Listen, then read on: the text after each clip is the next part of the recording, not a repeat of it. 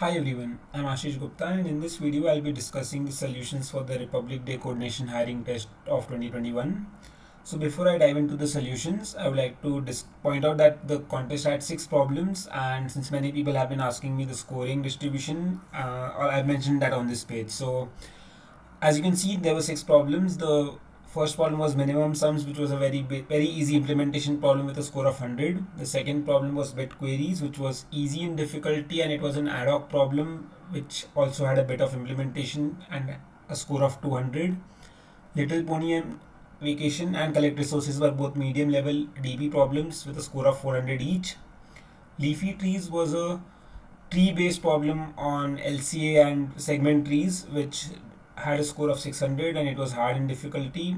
Whereas the last problem was special operations, which was very hard and it was an ad hoc problem which also required the knowledge of Gaussian elimination, and hence it had a score of 1000.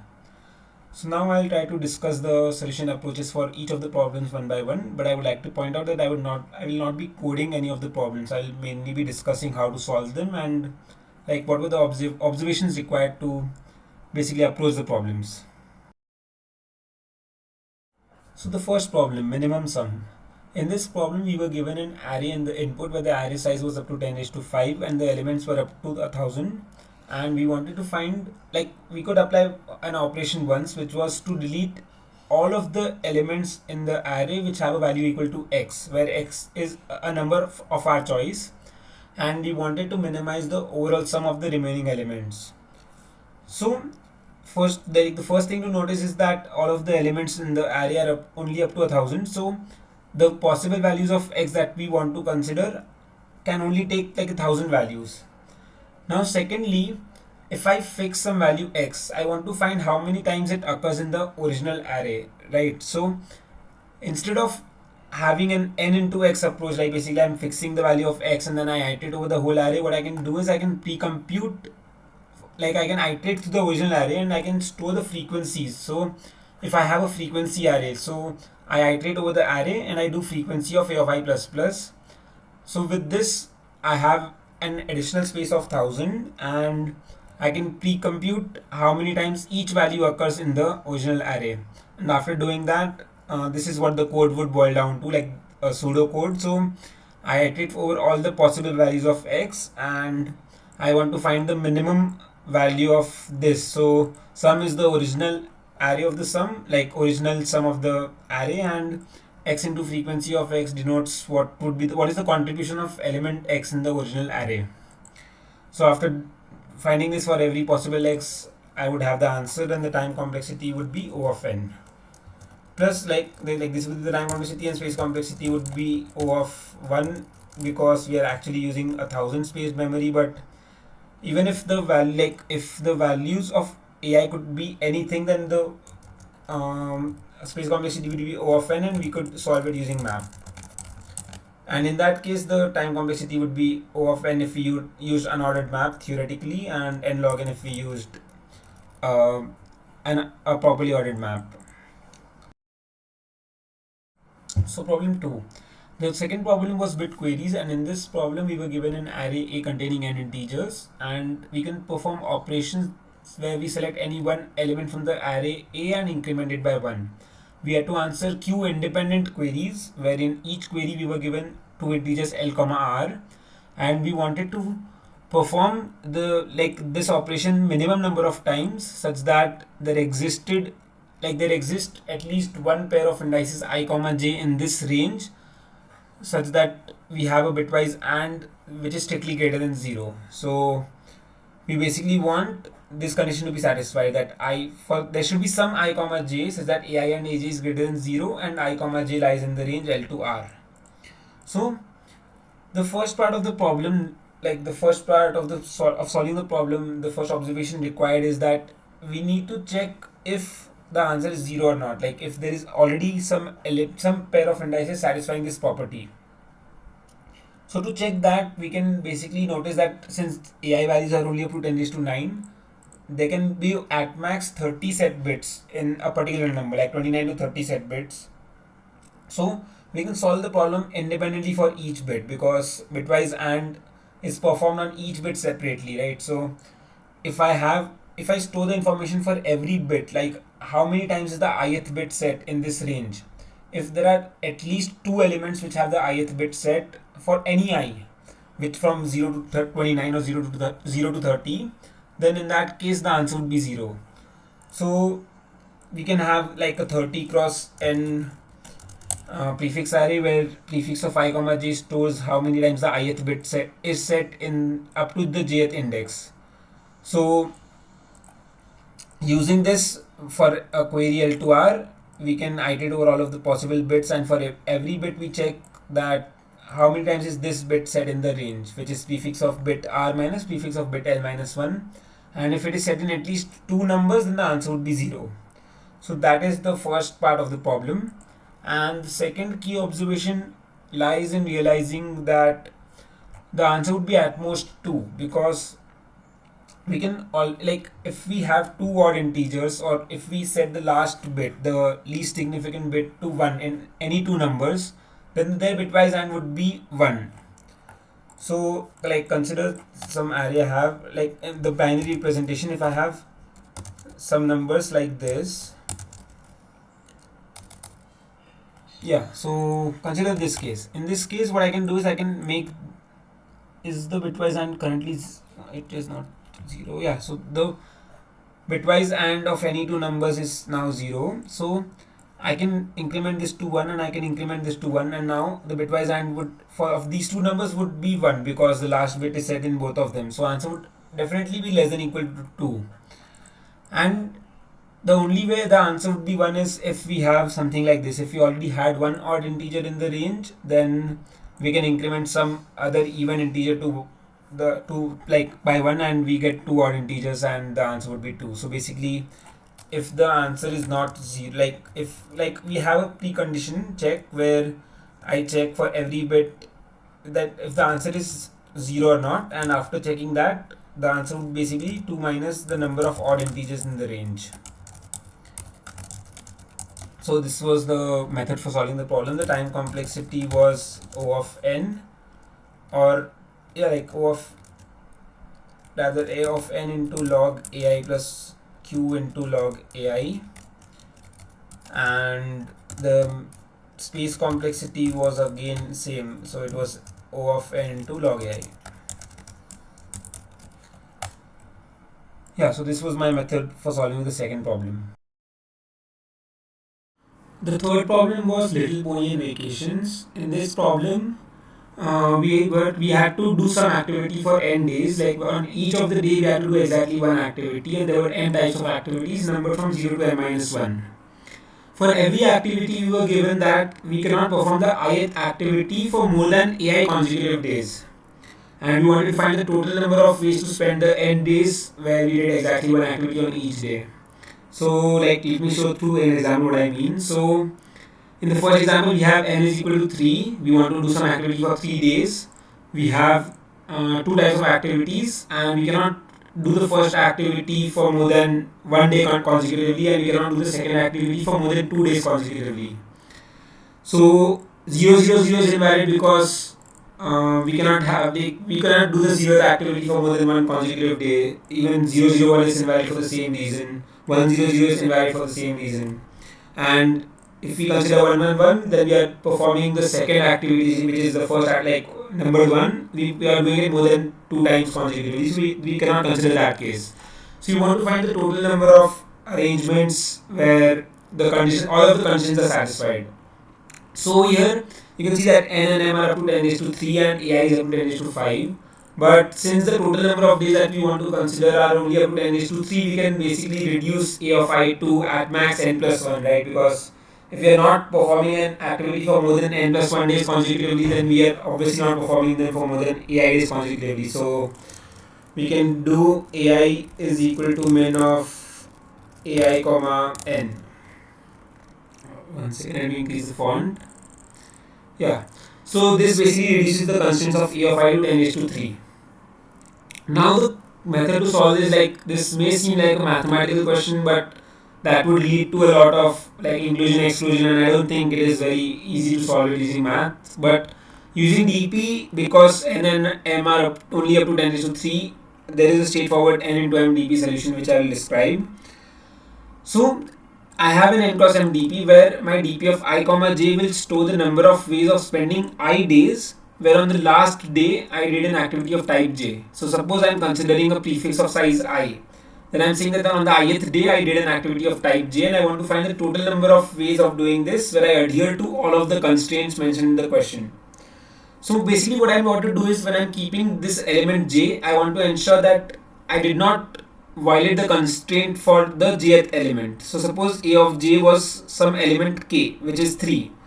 So basically I can have 1j, I can have 2j's or I can have 3j's. But I cannot have more than that. If I keep another j over here, that would make my arrangement invalid. So I want to ensure that I'm not doing this, and the way to do that is basically I can consider all of the ending positions, right? So I had k equal to 3. So what I can do is I can find dp of I minus 1 x for all x not equal to j. So basically I will find the first index where I encounter an element different from j, like the closest index on the left hand side, and obviously that closest index must be at a distance of at most k. So since j is equal to 3, I can have this index up to here, like this might be the last index where the elements are same. But if beyond that, like if I'm keeping 3 j's over here, then that means that I've violated the condition. So what I want to do is I want to find dp of I minus 1 x for all x not equal to j. Basically I'm fixing that the first element itself is different from j, or I can fix that the second element is different from j. So I can find summation of dp of I minus 2x for all x not equal to j up to dp of I minus 3, or rather dp of I minus k for a general case. So if we suppose that aj is equal to k, what I want to do is I want to find summation of k from 1 to aj, and this is the same thing for all x not equal to j. I want to find dp of I minus kx. This is basically a double summation. Now the first simplification that we can do is, instead of finding this value for all x not equal to j, I can find the overall value. Basically I can find the summation of dp of I minus k for all values. So dp of I minus k1 plus dp of I minus k2 till up to m, and I can subtract the value of the jth element from this. So instead of having this, what I can have is dp of I minus k star minus dp of I minus kj. So if I have some variable stored like total of I, which is summation of dp of ij for all j, then that means that I'm basically doing something like where is it, total of I minus k minus dp of I minus kj, and I want to do this for all k from 1 to aj. So this is nothing but total of I minus 1 plus total of I minus 2 up to total of I minus k, and I want to subtract some range of values for the jth dp. So dp of I minus 1j plus dp of I minus 2j up to dp of I minus kj. So if we have the total, which is I store the total of I stores all of the possible summation of dp of I, and I have prefix of ij which is prefix sum of dp of ij, then this becomes an O of 1 prefix sum of total values, which is total of I minus 1 till total of I minus k, and this also becomes a prefix sum in the jth dp table. So I have prefix of I minus 1j minus prefix of I minus k minus 1j, because this will basically give me all of the dp values in this range. So I have prefix sum of dp of ij, and both of these are O of 1 time complexity. So the overall dp becomes O of n into m in terms of the time complexity and O of n into m in terms of the space complexity as well, because we require the dp table, we require an O of n array which is total of I, and we also require an additional O of n into m prefix dp table to compute this value quickly in O of 1. So all of this leads to an O of n into m solution for this problem. The fourth problem was collect resources. In this problem, we were given an n cross m field, rectangular field, where each, like basically we have resources on an n cross m field, and we have two factories. The factory A is at the top and factory B is on the left hand side of the field. We want to send each of the items to one of the factories, and for that we can start, like we can basically have some sort of an answer grid where if we want to send some element to the left, we put L, and if you want to send some element to the top, we have U.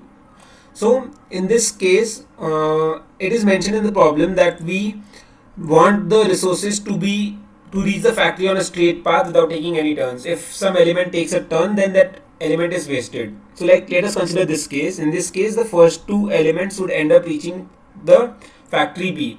So we would get value bi, like b11 and b12 for these two elements. So for every element we know the value that we get if it reaches factory A, which is given by aij, and we know the value we get if it reaches factory B, which is bij. So the first two elements end up reaching factory B, the next two elements end up reaching factory A, and none of these elements took any turn, they all followed a straight path, right? But consider this element. If this element goes to the left, it would end up reaching this cell, and then this cell would send it to the factory A, but it started out going to factory B and it had to take a turn in between. So this element is wasted and we do not get any value for this resource. So given the matrices A and B and some n cross m field where n and m are up to 10 raised to 3, so n cross m is up to 10 raised to 6, we want to find what is the maximum value we can get, right? Like, yeah, so we want to maximize the overall value that we get. So the method to solve it, like the first key realization to solving this problem is that we can always, like, it is never optimal to waste any resource. We can either send one resource to the left hand side or we can send it to the top factory. And the reason is that like suppose like if I send some element to the left hand side I get bij value, and if I send it to the upper side I get aij value. And the way to ensure that the elements are never wasted is if I have left up left along a row, if I have LUL, then this means that this resource is being wasted, right? If I'm sending it to the left hand side and I have some up, then this element has to take a turn. So instead of sending it to the left hand side, I can directly send it up instead, because instead of wasting this resource, what I can do is I can send it up. And similar logic holds along the column. So consider, like, this realization basically tells us that after we encounter some u in along a particular row, all of the elements following it will be a u, because it does not make sense to have some u then followed by some l, because if we have a u over here, we might as well convert this element to a up, like going up, right? So the first key realization is that every row will look something like some number of l's followed by some number of u's. Now the second realization is that these number of l's would only be increasing as you go down, like as you proceed below each row, the number of l's would increase. And the reason for that is again the same logic that was there for the row. So consider this element. If I have more number of up, like more number of l's on the top row and then lesser number of l's over here, what this means is that I'm sending this element up, but it has to take a left turn, which basically means that I'm wasting this element, so I might as well send it to the left hand side. And similarly I can send this element to the left hand side. So this is a perfectly valid combination, right? So I have 5 l's and some number of up in each row, but it may be possible that for this resource, if I send it to factory B, I get more value. So basically bij for this resource may be larger than aij, which would make sending it to the left hand side more optimal. So the number of l's would increase, and it would the final array that we would get if we construct the matrix like this would always be valid. So like this solves 60 to 70% of the problem, and the remaining 30% is basically dp, because if we label this point as a flipping point, so for every row I call the flipping point as the index, after which some l changes to a u. So the flipping point only increases as we go, like as we move down. So we can form an n cross m dp, where dp of I comma j denotes the maximum value we can get if in the ith row the j is the flipping point. So now there are 2 points. Like there are 2 cases. In this row I can choose to make the flipping point this element, right? So I can definitely go to dp of I comma j plus 1. I can shift my flipping point to the right any number of times along a particular row.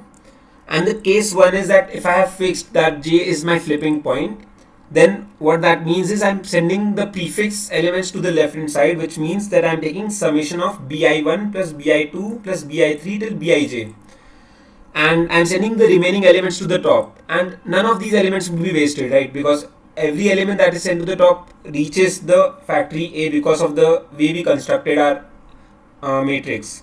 So we can add the value of aij plus 1 till aim, and we can call the next row, like we call dp of I plus 1 comma j, because in the next row the flipping point will be at least j. So if we take maximum over both of these cases, we would get the answer for dp of I comma j, and like if we continue to build the answer this way, we would basically end up with the overall answer. So the time complexity for this is n O of n into m, and to process this quicker, like obviously if we do this in a brute force manner, the complexity would be something like nm squared, but this is basically a prefix sum. So for both the matrices A and B, we can pre-compute what is the prefix sum of bij's and the prefix sum of aij's, and that allows us to compute a range sum in O of 1 time.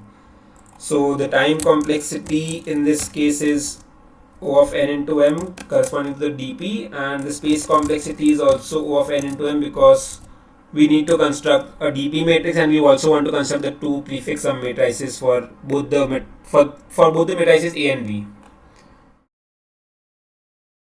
The fifth problem was leafy trees. In this problem, we was given a tree of n size and q queries on it. In each query, we were given a pair of integers L and R, and we had to find the node at the maximum depth that contained all the leaf nodes between L and R. So, like, consider this example. So, in this example, if the range was 5 to 7, so that 5 is not a leaf node, 6 and 7 are leaf nodes, and the nodes, like the valid answer nodes, would be 3 and 1. But among these, we want the one that is at the maximum depth, so the answer would be 3. So basically, the question basically asks us to find the LCA of all of the leaf nodes in a particular range L to R. So let us consider more examples. So if we had an example of 9 to 10, then in that case the answer would be 5. If the range was 8 to 10, or let's consider 7 to 10, then we have all of the leaf nodes 7, 8, 9 and 10, and the lowest common ancestor of these nodes is 1. So the brute force approach for this would be to basically find, like, iterate over all of the integers in the range L to R, find out which of the nodes are the leaf nodes, and then basically pairwise take the LCA. So if we had suppose 8 to 10, what I could do is I can take the LCA of 9 and 10, which is 5.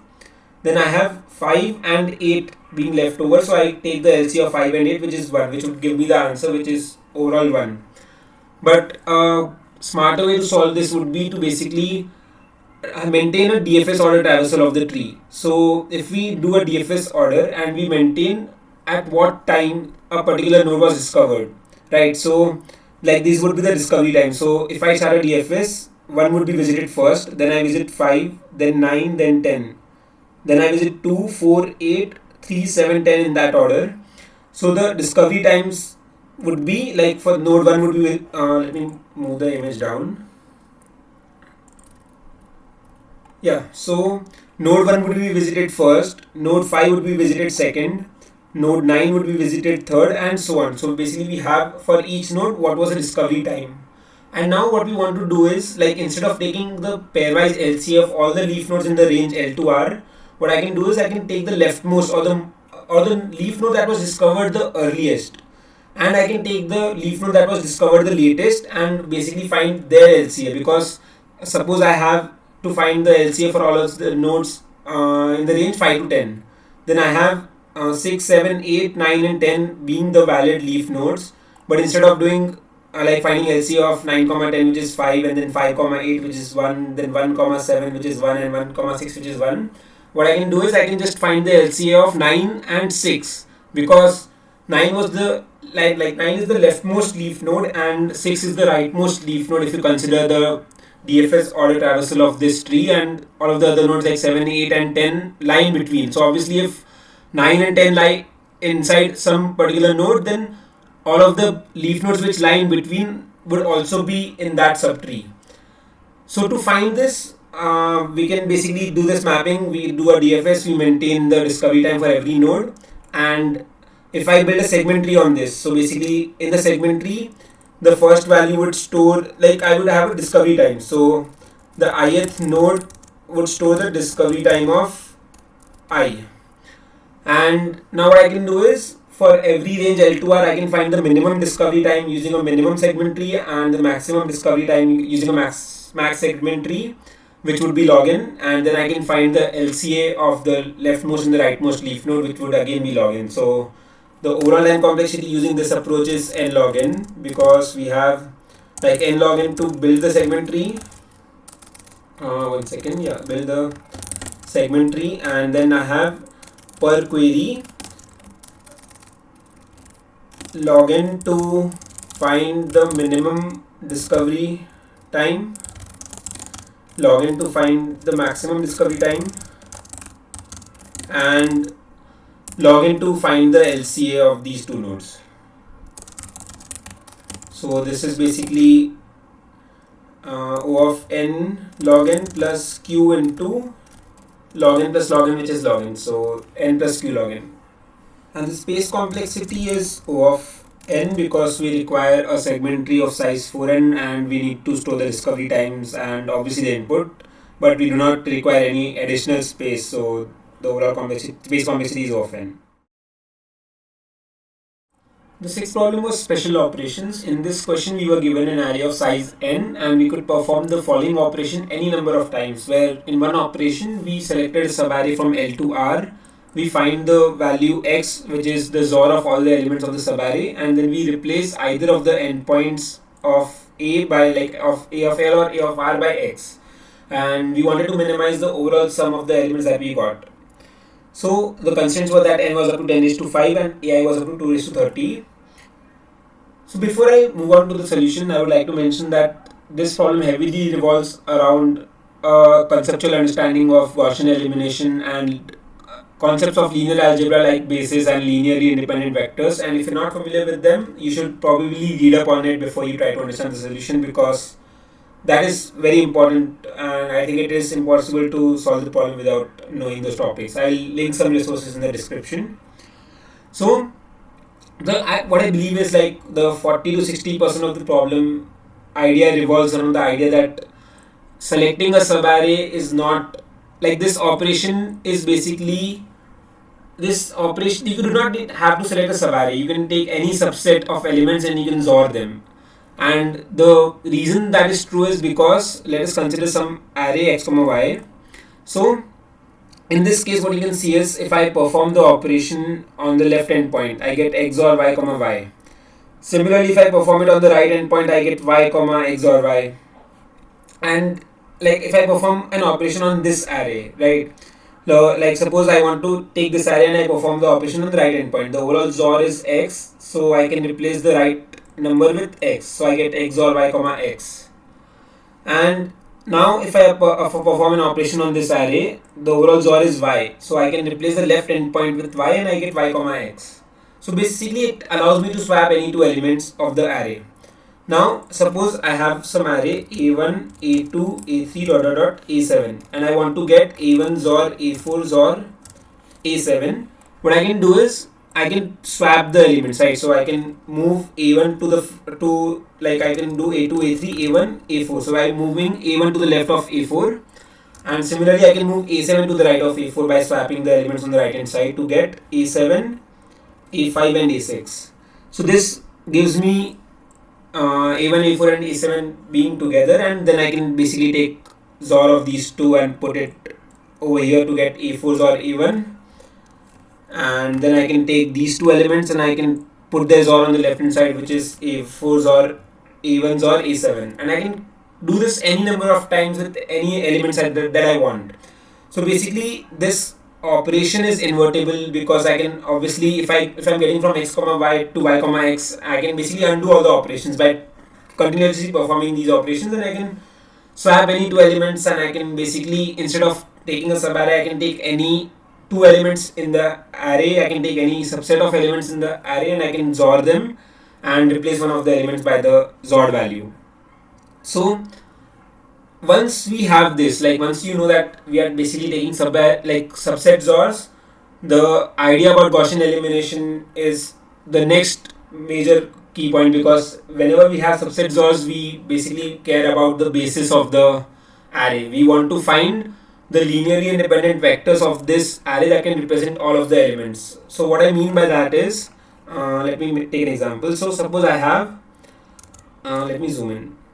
I'll also increase the font. 1 second. Yes. So consider some element in the binary representation. I have 101, which is 5.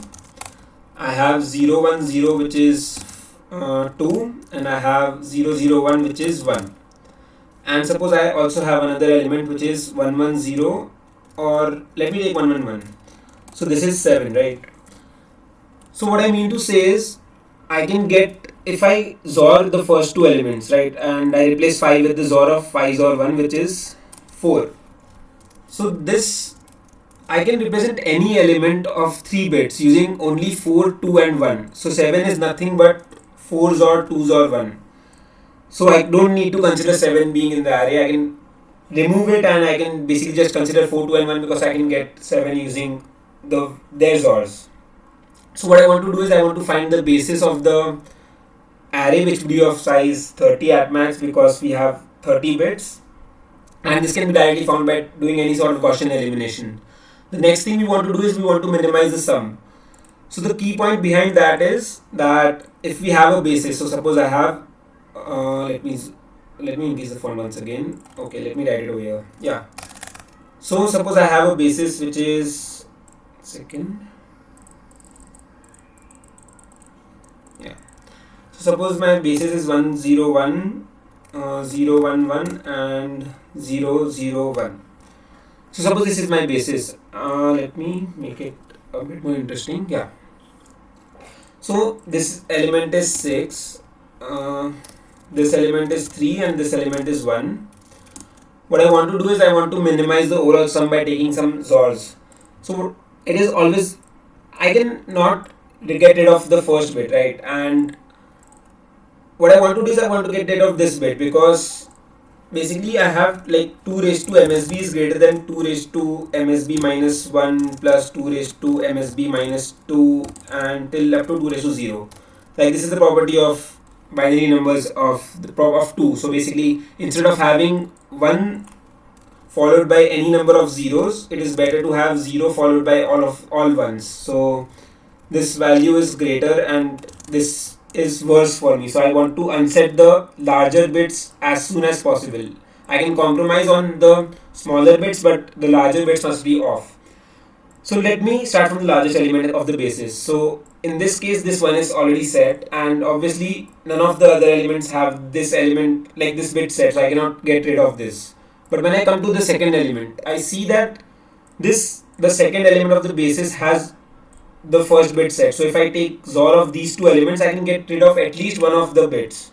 So if I take XOR of 6 or 3 and I replace it over here, I would end up with 101, which is nothing but 5.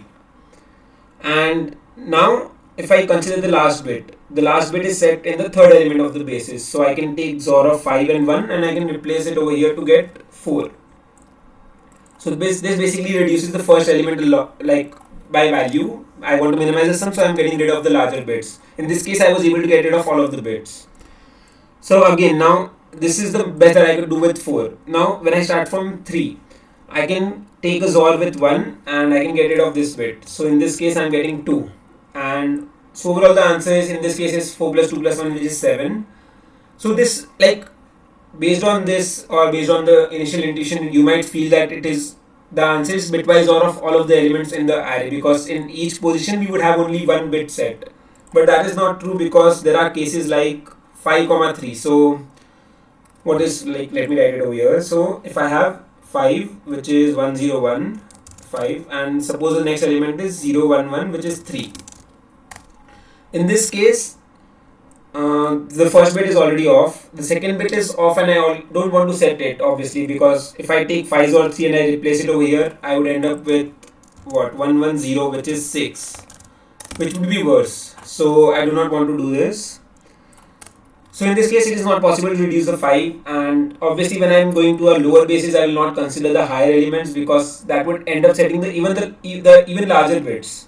So in this case, the answer would be 5 plus 3, which is 8. But as you can see, the last bit is set in two of the numbers. So basically what I want to do is I want to construct a basis, and let me write it over here. Yeah, so I want to have a basis, and for every, like, all of the elements I less than j, I want to do basis of I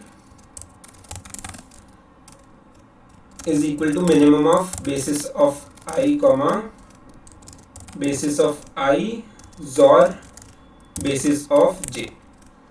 This is what the process that I was doing boils down to. Basically, I want to take the larger elements of the basis and try to reduce them using the smaller ones. So I consider both the cases. I can either keep it same, or I can take a XOR with a smaller basis. And after doing this procedure, the final basis that we would have would be the one that would minimize the overall sum. So here is a very short Python solution of this code, of this problem. So as you can see, we have a basis, and like this is the Gaussian elimination part, which is very simple if you are familiar with Gaussian elimination. So we take all of the elements in the array, we add it to the basis, and we get a basis, and after we get the basis, we reverse sort it to get the larger elements on top and the smaller elements in the bottom, and then we iterate over all of the elements I comma j. For all I comma j, for all I comma j where I is less than j, I reduce the basis as what the relation that I wrote. So basis of I is equal to minimum of basis of I comma basis of I or basis of j, and finally the answer would be nothing but sum of the elements in the remaining basis. So like in case there's anything that's not clear in this problem, or if you want a proof of something, you can drop a comment below, but this was mainly the key idea behind the problem.